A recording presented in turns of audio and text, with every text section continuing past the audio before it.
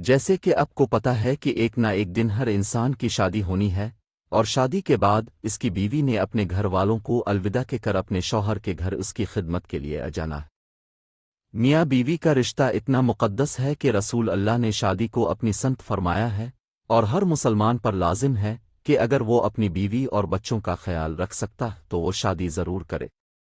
مگر شادی کے ساتھ ایک بھاری ذمہ داری بھی آتی ہے، جس کو بخوبی نبھانا آسان تو لگتا ہے، مگر وہ اتنی آسان نہیں ہوتی۔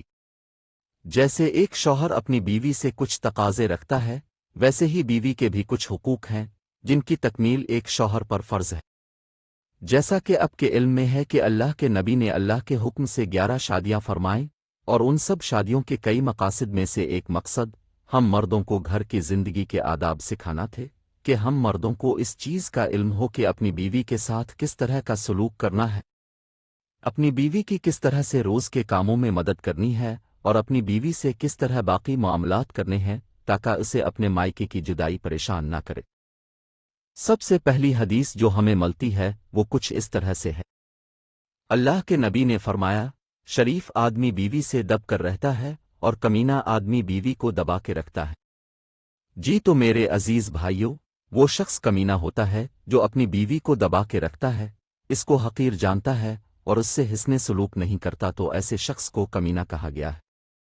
اور اس کے برعکس اس آدمی کو شریف کہا گیا ہے جو اپنی بیوی کے ساتھ حسن سلوک کرتا ہے اور اپنی بیوی کو اپنے لیے بہتر خیر خواہ سمجھتا ہے۔ تو ہم پر لازم آتا ہے کہ ہم اپنی بیوی کو حقیر نہ سمجھیں۔ چلیے اب کچھ اور حقوق بھی زیر بحث لاتے ہیں۔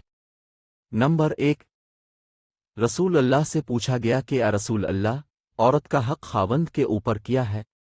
تو رسول اللہ نے فرمایا، عورت کا حق خاوند پر یہ ہے کہ جو وہ اب کھائے وہی اس کو کھلائے، یعنی کہ میاں اور بیوی کی غذا میں کوئی فرق نہ ہو۔ نمبر 2، پھر فرمایا کہ جیسا لباس خود پہنے ویسا ہی بیوی کو پہنائے۔ ایسا نہ ہو کہ اپنا لباس برانڈڈ ہو اور بیوی کو کسی سستی سی دکان سے کپڑے لے دے، اور خود سستی سی دکان سے کپڑے لے کر پہن رہا ہے، تو اس صورت میں بیوی کو بھی اسی دکان سے کپڑے لے دے تو کوئی حرج نہیں۔ نمبر 3، پھر فرمایا کہ بیوی کو اس کے چہرے پر نہ مارے۔ گھر میں انسان اپنی بیوی سے اکثر جھگڑا کر بیٹھتا ہے اور غصہ کی وجہ سے اکثر اس کا ہاتھ بھی اٹھ جاتا ہے، تو ہمارے پیارے آقا نے فرمایا کہ اپنی بیوی کو چہرے پر نہ مارو، کہ یہ اللہ کی لونڈیاں ہیں اور اللہ کی لونڈیوں کو مارنے سے منع کیا گیا ہے۔ مرد اپنی مردانگی دکھانے کے لیے اکثر اپنی بیوی پر ہاتھ اٹھاتے ہیں اور اس پر فخر کرتے ہیں، جبکہ اس سے زیادہ بےغیرتی والا عمل شاید ہی کوئی ہو۔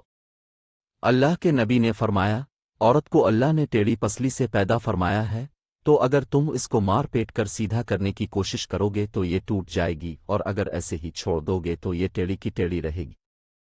اس لیے ایک مرد کو چاہیے کہ اپنی بیوی کی اصلاح پیار اور محبت سے کرنے کی کوشش کرے اور اس کے ساتھ حسن سلوک کرے تاکہ وہ اپنے مرد کی تابعدار بنے۔ اللہ کے نبی نے فرمایا، اگر اپنی بیوی کی کچھ عادتیں تمہیں ناپسند ہیں تو کچھ نہ کچھ تو ایسی بھی ہوں گی جو تمہیں پسند ہوں، اس کے اندر سب کا سب تو خراب نہیں ہو سکتا۔